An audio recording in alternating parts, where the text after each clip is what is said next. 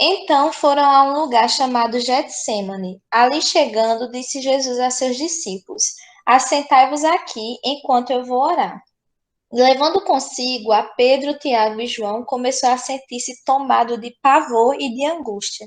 E lhes disse: A minha alma está profundamente triste até a morte. Ficai aqui e vigiai. E adiantando-se um pouco, prostrou-se em terra e orava para que, se possível, lhe fosse poupada aquela hora. E dizia: Abba, Pai, tudo te é possível. Passa de mim este cálice, contudo não seja o que eu quero, e sim o que tu queres. Voltando, achou-os dormindo e disse a Pedro Simão: Tu dormes? Não pudeste vigiar nem uma hora? Vigiai e orai, para que não entreis em tentação. O espírito, na verdade, está pronto, mas a carne é fraca. Retirando-se de novo, orou, repetindo as mesmas palavras. Voltando, achou-os outra vez dormindo, porque os seus olhos estavam pesados e não sabiam o que lhes responder. E veio pela terceira vez e disse-lhes: Ainda dormis e repousais? Basta. Chegou a hora, o Filho do Homem está sendo entregue nas mãos dos pecadores. Levantai-vos, vamos, eis que o traidor se aproxima. Amém, gente? Amém. Essa passagem ela é bem conhecida, certo? Por nós, cristãos. Eu creio que todo mundo já ouviu falar a respeito de Jesus no Getsemane. E muita coisa ela pode ser extraída dessa passagem. Porque ela traz vários ensinamentos. E sempre que eu leio essa passagem, sempre Deus ele me traz novos e novos ensinamentos a respeito de Jesus no Getsemane. E é interessante porque essa passagem ela se encontra tanto no livro de Mateus, de Marcos, de Lucas e de João. João também ele faz alguns relatos de Jesus no Getsemane. E é interessante porque essa passagem ela é uma passagem muito importante na história da vinda de Cristo aqui na Terra. Aí você se pergunta, mas por que Ana Lívia é importante? Porque foi justamente no Getsemane onde Jesus ele sofreu, ele tomou as dores, os nossos pecados, a ira de Deus sobre si. Tudo ele tomou sobre si, certo? Então, a Bíblia nos diz que Jesus, como a gente leu aqui, ele estava tomado por um tormento, por uma aflição muito grande. E João fala que ele suou gotas de sangue. E isso é comprovado, inclusive, pela medicina, abrindo a adena aqui. Isso é comprovado pela medicina, que diz que quando alguém ele passa por uma situação, um tormento, uma angústia muito grande, a pessoa, o ser humano, ele é capaz de suar sangue. E foi o que aconteceu com Jesus, para ver a situação que ele estava passando. E aí eu trouxe essa imagem para vocês, uma imagem ilustrativa, que mostra justamente esse momento que Jesus passou, né? Na escuridão da noite, era por volta da madrugada, eles estavam saindo do Sinédrio, daquele momento de Páscoa, e era um momento, assim, de muita tristeza, talvez estivesse um momento muito gelado, muito frio. A gente sabe que Jerusalém ela é uma região que, quando é à noite, ela esfria muito. Então, era uma hora talvez fria, uma hora que talvez Jesus estivesse sentindo só, porque ele disse aos discípulos para ficar e ele ia orar. Era uma hora que, assim, uma hora de escuridão. Então, era um momento que, se a gente for observar o cenário, muito triste na vida de Jesus, e principalmente porque os pecados de toda a humanidade estavam sobre ele. Ele sabia que ele ia sofrer humilhação, ele sabia que ele ia sofrer uma situação física, um peso de humilhação, de sofrimento físico muito grande, mas acima de tudo era algo espiritual, porque os pecados da humanidade estavam sobre ele. E um outro adendo que eu queria trazer com vocês é que Jesus, a gente não pode esquecer de uma coisa, que Jesus ele era Deus, mas também ele era homem. E como todo homem, Jesus passou por tentações. E é o que nós, jovens, também passamos, certo? Tudo bem até aí, gente? Tudo, Ana Lívia, tudo ok. Pronto. Samuel já chegou? Chegou agora. Pronto. Cheguei, estou aqui. E aí, Samuel, eu estava dizendo ao pessoal que se quiserem comentar, falar algo a respeito, acrescentar algo, fique à vontade, certo? Tá certo. Deus abençoe aí. Boa Amém. noite, pessoal. E aí, gente, o tema é justamente algo que Jesus repetiu aos discípulos: vigiai e orai, certo? E eu queria que vocês que se detivessem nessa frase que Jesus diz, vigiar e orar. A gente pode tirar vários ensinamentos sobre essa passagem, a respeito da oração de Jesus, a respeito de como os discípulos enfrentaram aquela situação, a respeito do tormento, dos pecados que estavam sobre Jesus naquele momento, a respeito do que ele ia enfrentar, né, aquela situação de crucificação, de morte, do cálice da ira de Deus que estava sobre ele. Deus derramou o cálice da sua ira sobre Jesus, né, em favor dos nossos pecados, para que todo aquele que cresce nele, que se arrependesse, tivesse então a vida eterna. Mas hoje eu gostaria que nós nos detivéssemos a essa frase de Jesus, vigiai e orai. Aí eu pergunto a vocês, diante dessa situação que nos foi apresentada. Qual foi, então, a tentação de Jesus? Alguém poderia me responder essa pergunta? Alguém? As meninas? Qual foi a tentação de Jesus no momento do jardim do Getsemane?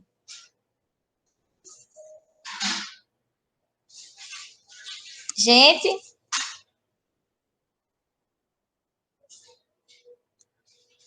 Vamos lá, pessoal. ninguém não tem nem algo a acrescentar, a falar. Talvez pode ser algo que vocês achem que tenha sido, enfim.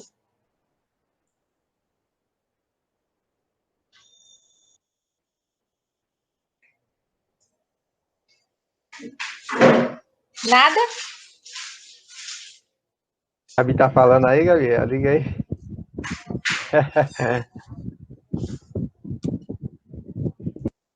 E aí, Gabi?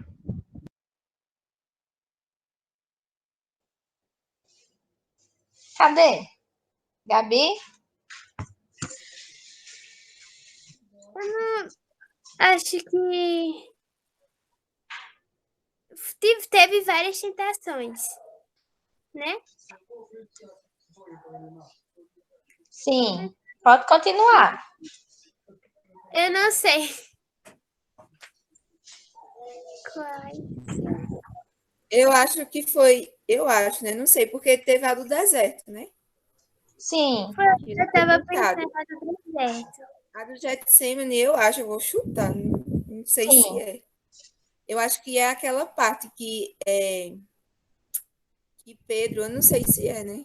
Pedro arrancou a orelha do cara lá, que ele não queria que Jesus fosse para a cruz. Entendi. Mas assim, no momento que Jesus estava orando, vou tentar deixar explicar de forma mais detalhada. No momento que Jesus estava orando, o que vocês acham que ele pedia a Jesus? O que é que vocês acham que ele pedia a Deus? Pedia a ele para que o que acontecesse? Quando ele começou a conversar com Deus na oração, o que foi que ele pediu a Deus, Pai? Afasta de mim esse cálice. Afastasse dele o cálice, né? Muito bem. Aí, tá vendo? Ótimo. Justamente isso. Então, a tentação de Jesus foi pedir a Deus para que, se possível, o cálice da ira de Deus sobre ele fosse afastada. Aí você se pergunta, mas Jesus pediu isso? Jesus, o meu Deus, aquele que morreu na cruz para me salvar, ele pediu que, se possível, aquele cálice fosse afastado dele? Sim, Jesus pediu. Então, o que que a gente aprende disso? Que Jesus, ele sendo Deus, mas ele também era homem, ele sofreu, ele passou por tentações, ele foi tentado. Mas acontece que Jesus ele foi tentado, mas em nenhum momento ele caiu na tentação. Então, imaginem, Jesus estava passando por um sofrimento, uma agonia muito grande, uma angústia, uma aflição, uma tristeza, porque ele sabia o que ele ia sofrer. Mas ele disse, Pai, se possível, afasta de mim esse cálice. Ele diz, olha, Deus, se for possível, afasta de mim, se for da tua vontade. Afasta de mim esse cálice, porque Jesus também era homem. Ele passava por sofrimentos que nós passamos. Ele passou por tentações que nós também enfrentamos.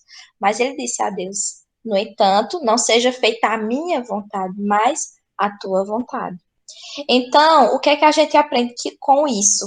Que para nós jovens não é diferente, porque nós também passamos por tentações, não é? Nós cristãos, nós pessoas que querem seguir a Cristo, passamos também por tentações. E são tentações diversas. São tentações de diversas maneiras, diversas naturezas, principalmente para nós que somos jovens, são tentações que vêm de todos os lados em nossas vidas. Tentações como, por exemplo, o pecado sexual, o pecado da cobiça, o pecado da inveja. Nós vamos falar mais sobre isso mais adiante. Mas a gente que é jovem, a gente passa por diversas tentações em nossas vidas. E aí eu pergunto a vocês, na hora da tentação, nós nos assemelhamos a Cristo ou aos discípulos? Porque se a gente for observar, Jesus ele foi quantas vezes falar com os discípulos? Vocês lembram quantas vezes foi? 3 vezes. Isso. Ele foi 3 vezes falar com os discípulos. E todas as vezes que ele foi falar com os discípulos estavam orando, como ele pediu. Não. Não, né? Eles estavam dormindo. Então, quantas e quantas vezes em nossas vidas nós nos assemelhamos aos discípulos? Porque os discípulos, eles iam enfrentar perseguição, eles iam enfrentar situações difíceis, situações de renúncia da fé, como Pedro, que negou a Cristo 3 vezes, quando disse que o galo ia cantar, enfim. Então, os discípulos iam passar por situações de perseguição. E Jesus disse, olha, vigiai e orai para que não caís em tentação. Jesus estava falando isso para os discípulos porque sabia o que ia vir para os discípulos. Mas os discípulos ainda não compreenderam. E eles deixaram ser tomados pelo sono. Eles estavam com muito sono. Então, esse sono que os discípulos estavam passando, muitas vezes nós estamos também nessa situação. Nós deixamos com que a tentação ela nos domine. Naquele momento, a tentação dos discípulos... Deixa essa aí. Naquele momento, a tentação dos discípulos era o sono, né? E Jesus disse a eles, vigiai e orai para que não caia em tentação, porque o espírito está pronto, mas a carne é fraca. Então, nossas intenções, o que Jesus estava querendo dizer ali? Que nossas intenções são boas. Nós queremos não pecar contra Deus, não é verdade? Nós cristãos, nós queremos fazer o que é certo, nós queremos viver em pureza, nós queremos viver em santidade, não cobiçando as coisas do próximo, não cobiçando a mulher alheia ou o homem alheio, enfim, são diversas coisas que nós queremos não fazer, mas a nossa carne é fraca, porque como Paulo disse, aquilo que eu quero fazer, o bem que eu quero fazer, esse eu não faço. E como ele disse também, que o mal que ele não quer fazer, esse ele faz. Então, assim é a nossa vida, assim é na vida do jovem. E tem essa frase que eu achei muito interessante, que diz assim, ó, no mais cruento e importante conflito da existência humana, Jesus demonstrou a vitória do Espírito sobre a carne, enquanto seus discípulos demonstraram a vitória da carne sobre o Espírito. Repetindo de novo, no mais cruento e importante conflito da existência humana, que foi esse momento de tristeza que Jesus passou, Jesus ele demonstrou a vitória do Espírito sobre a carne. No entanto, os discípulos demonstraram a vitória da carne sobre o Espírito. E quantas vezes nós nos assemelhamos aos discípulos? A nossa carne, ela se sobressai sobre o Espírito. Aí como a gente pode observar, que no nosso meio moderno, naqueles tempos passados, as pessoas, os jovens, eles passavam por tentações. E nós precisamos entender que hoje não é diferente. Que no mundo em que nós vivemos, na nossa modernidade, nós somos sim bombardeados por tentação. Um exemplo são redes sociais, por exemplo. Quantas e quantas vezes, principalmente para o homem, que é mais difícil, redes sociais como o Instagram, são bombardeados por imagens de meninas, até mesmo meninas hoje que são, que nós conhecemos, né? que muitas vezes posam com roupas indevidas, com vestes que não se adequam àquela situação, até mesmo pessoas que se dizem crentes, entendeu? Se dizem servas do Senhor. E muitas vezes os rapazes, eles são tentados, aí às vezes pecam somente por aquelas fotos. E aquelas fotos, elas podem levar a outras situações, a respeito, por exemplo, quando o jovem, que ele entra na rede social, ele pode levar isso a sites que levam a situações, por exemplo, de masturbação, entendeu? Então, vocês percebem que os jovens, eles são tentados diversas vezes, diversas vezes ao dia, em diversas situações, do mesmo jeito as meninas, que muitas vezes provocam isso, ou vice-versa, também rapazes que se utilizam disso para expor o corpo. Então, vocês entendem o que eu estou querendo dizer? Que muitas vezes os jovens, eles são bombardeados por isso. Outro exemplo são os relacionamentos liberais que vivemos hoje. Por exemplo, hoje em dia o namoro, as pessoas não entendem mais como um período de oração, como um período de conhecer aquela pessoa, pensando no casamento. Mas hoje elas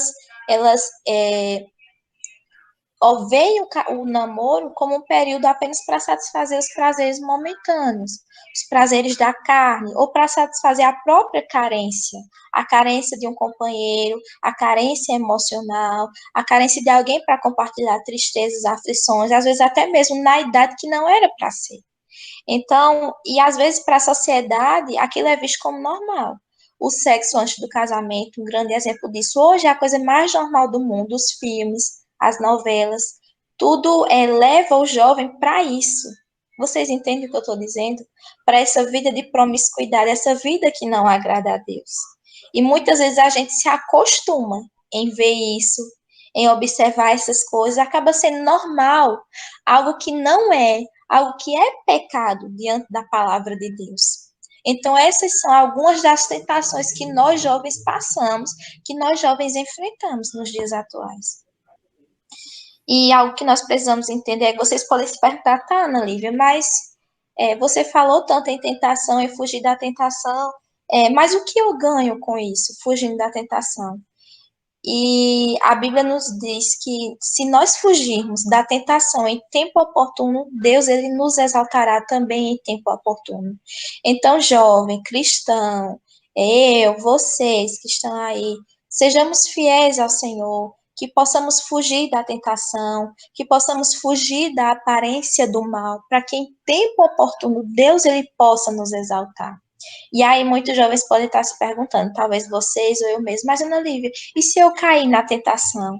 E se eu já consumi, já foi consumado o pecado em minha vida? Se eu cometi algo que eu não devia ter cometido? Se eu fiz algo que eu não devia ter feito? Se eu observei, se eu assisti algo que eu não deveria ter assistido?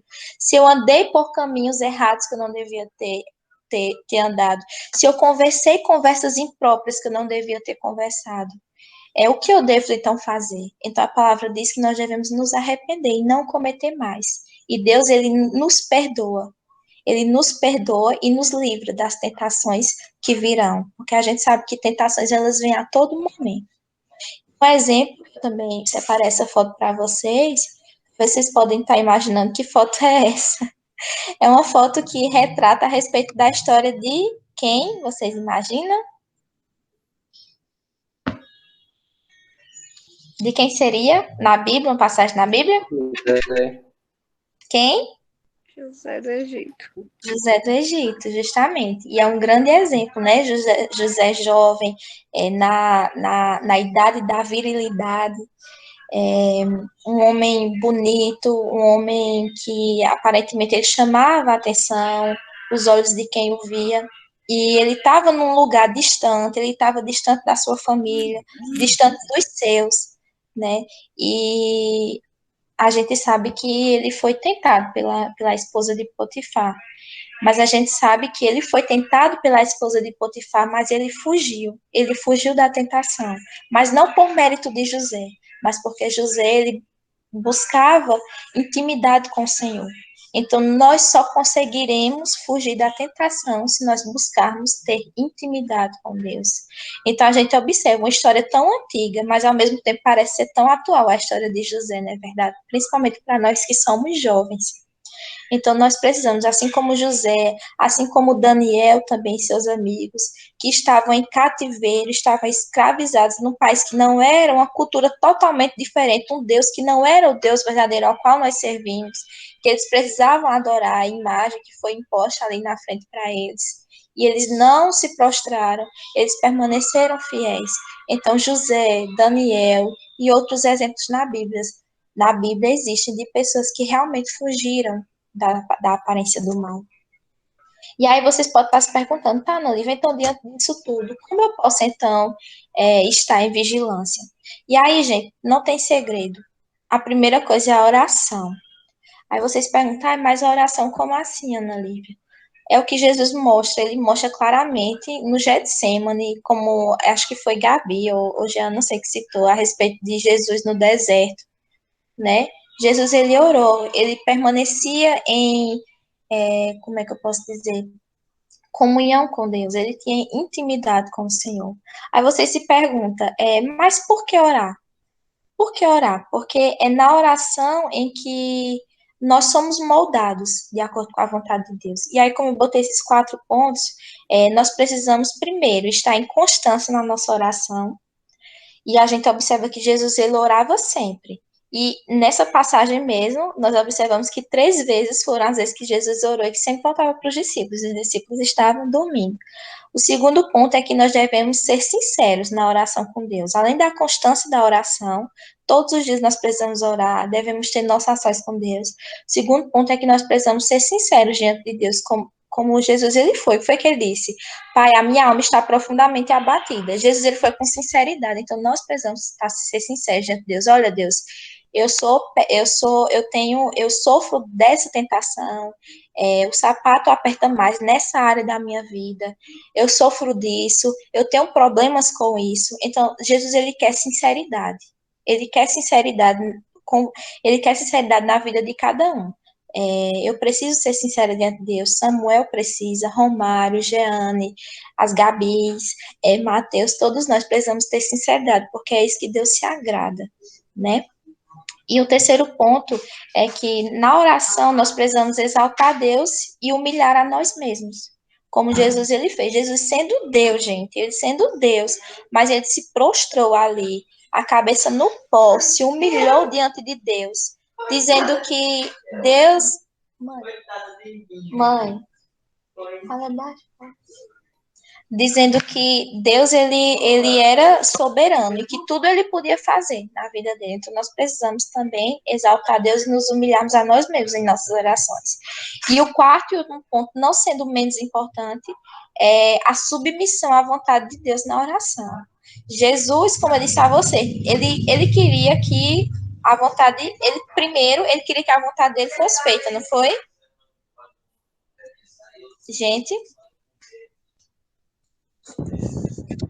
no início, ele queria que a vontade dele fosse feita ou a vontade de Deus Pai fosse feita? Se possível, né? Faça de mim esse cálice, não é isso? Só um Mas seja minuto, feita a gente. tua vontade. Isso, justamente. Peraí, gente. Mãe, eu tô pregando. Gente, desculpa, só pra gente encerrar. É como o Romário falou, né? No início ele disse que, se possível, afastasse dele esse caso, porque Jesus ele também era homem, ele era 100% Deus, 100% homem, então ele foi tentado, mas acima da tentação ele disse, Deus, que seja feita a tua vontade. E um exemplo que eu queria dar é sobre a minha vida, que eu lembro de uma situação muito difícil que eu estava enfrentando há muitos anos atrás, isso. E eu lembro que eu vinha passando um problema muito difícil, um conflito na mente, sabe? E quando eu orava, eu dizia a Deus, que acima de tudo a tua vontade ela seja feita em minha vida. Só que eu dizia isso, só que meu coração não queria que a vontade de Deus fosse feita. Vocês entendem isso? Quando a gente está distante de Deus e a gente diz, Deus, faz a tua vontade, mas o nosso coração não quer fazer a vontade de Deus. A gente não diz com sinceridade, Deus, faça a sua vontade. Mas depois de um tempo, Deus foi me moldando e eu fui entendendo que eu precisava de todo o meu coração dizer, Senhor, faça a tua vontade. Eu quero ser submissa à tua vontade, aquilo que tu queres para a minha vida. Então, diante da tentação, nós precisamos ser submissos à vontade de Deus. Então, primeiro, sermos constantes na oração, né? Segundo, sermos sinceros na oração. Terceiro, exaltarmos Deus e nos humilharmos na oração. E em quarto, sermos submissos à vontade de Deus na oração. Então, pessoal, depois da oração, nós devemos ler a palavra. Além da oração, precisamos ser constantes na palavra. Como aqui, eu deixo aqui 2 pontos para vocês.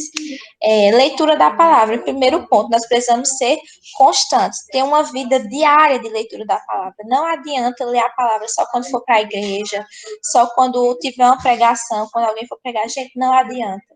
A gente precisa ter o nosso relacionamento individual com Deus, porque só tendo esse relacionamento individual com Deus é que a gente vai fugir da tentação, é que a vontade de Deus ela vai ser mostrada em nossas vidas. E em segundo ponto, decorar versículos. Aí vocês perguntam, mas Ana Lívia, por que decorar versículos? Porque quando a tentação vem, diversas vezes nós não estamos com a palavra ali. Nós não estamos lendo a palavra, porque a tentação ela vem quando a gente menos espera, né? Porque a Bíblia diz, aí quando eu estou forte, aí é que eu estou fraco. Então, a tentação ela vem na rua, ela vem na rede social, ela vem, às vezes, quando a pessoa ela está só com o namorado em algum lugar, ela vem quando a gente está numa roda de pessoas que não professam a mesma fé que a gente. Então, por isso, é importante a gente, como o salmista Davi disse, e como eu destaquei aqui, né, na parte direita da tela de vocês. Vocês estão vendo esse versículo? Está dando para ver? Tu pode ler, Mário, esse versículo?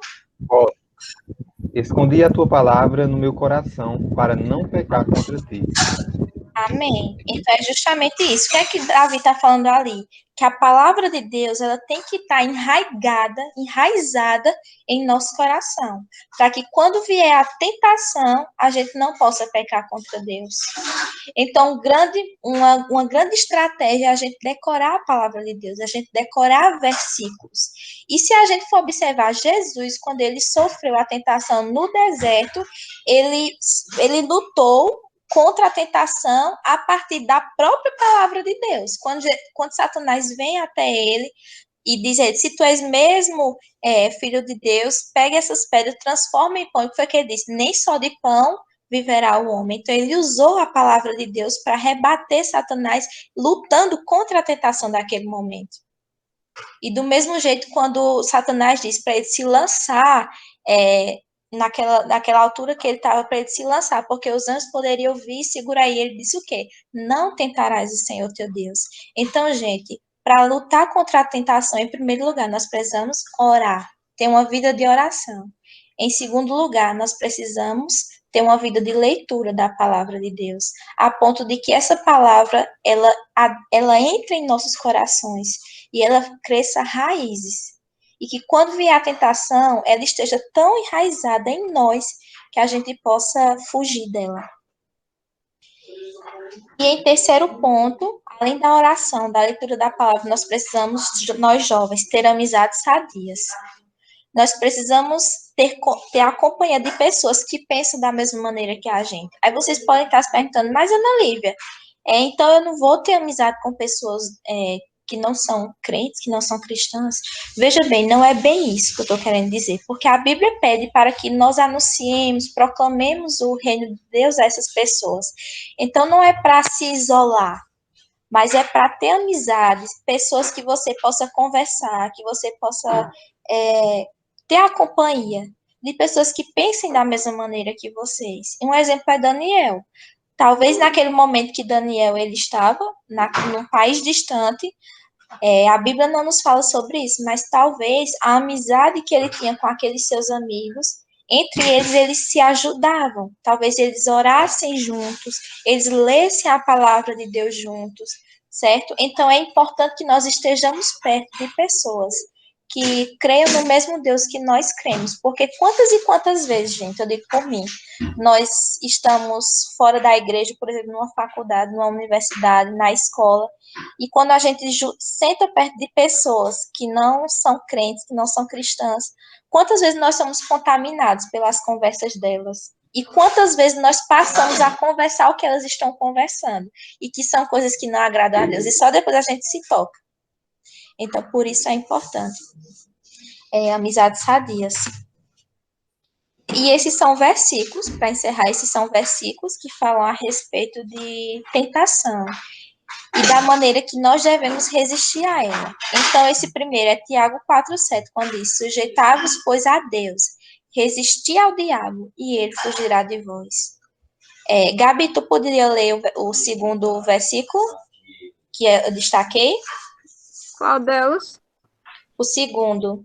Qual delas, Gabi? Pode ser Gabi, você mesmo. 1 Tessalonicenses 5:22, né?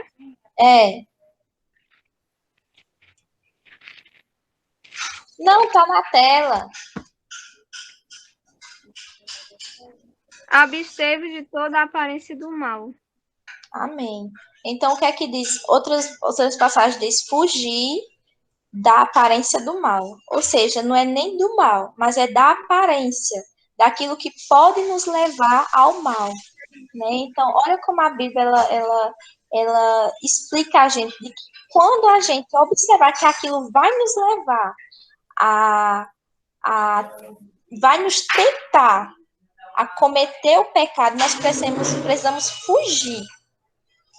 E o terceiro versículo, Samuel, tu podia ler? Fuja dos desejos malignos da juventude e siga a justiça, a fé, o amor e a paz com aqueles que de coração puro invocam. 2 Timóteo 2:22. Olha só que interessante. Nos é dito, fuja dos desejos malignos da juventude. Então, a juventude, essa idade, essa época das nossas vidas, ela é uma época muito propícia a diversas tentações em diversas áreas da nossa vida. Então, nós precisamos fugir dos desejos da carne, dos desejos que não provêm de Deus, e fazer aquilo que está de acordo com a palavra do Senhor. A conclusão que nós temos disso tudo, a síntese, Jean, tu podia ler? Posso.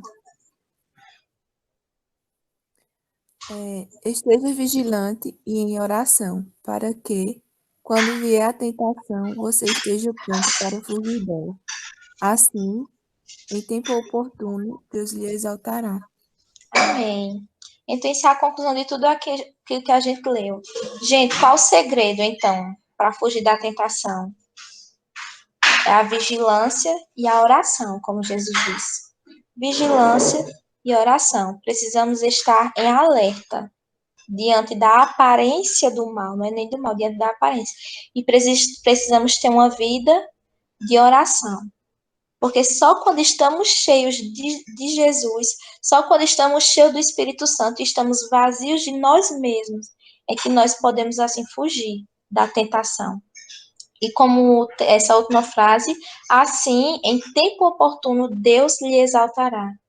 Então, assim como Jesus, ele foi exaltado, porque ele permaneceu fiel, ele cumpriu a vontade de Deus em morrer naquela cruz, perdoar os nossos pecados, padecer e ressuscitar ao terceiro dia, ele vai ser exaltado, porque Deus lhe deu um nome acima de todo nome. Deus também nos exaltará no tempo dele.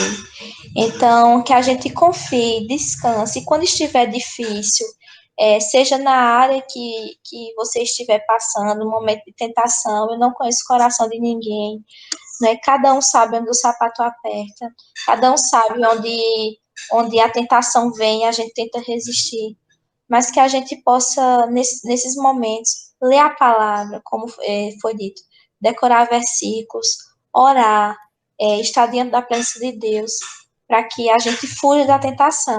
E assim como José, Deus ele possa nos exaltar em tempo oportuno. José foi fiel ao Senhor, ele foi temente ao Senhor, e em tempo oportuno Deus ele lhe exaltou. Então que sejamos fiéis ao Senhor, tementes ao Senhor, para que no tempo oportuno Deus ele possa nos exaltar também, de acordo com a sua vontade. E é isso, gente, que Deus abençoe. Eu queria saber se alguém tem algo a completar, gostaria de comentar, falar algo, alguma coisa que gostou, que tocou ao coração, até mesmo alguma experiência, fiquem à vontade. Então, gente, só uma coisinha para recapitular. Quais são as 3 coisas que nós precisamos fazer para fugir à tentação? A primeira é a Oração, segunda, outra pessoa. A segunda Vigilância. é o quê? Vigilância. E leitura da palavra. Leitura da palavra. E a terceira? Outra pessoa.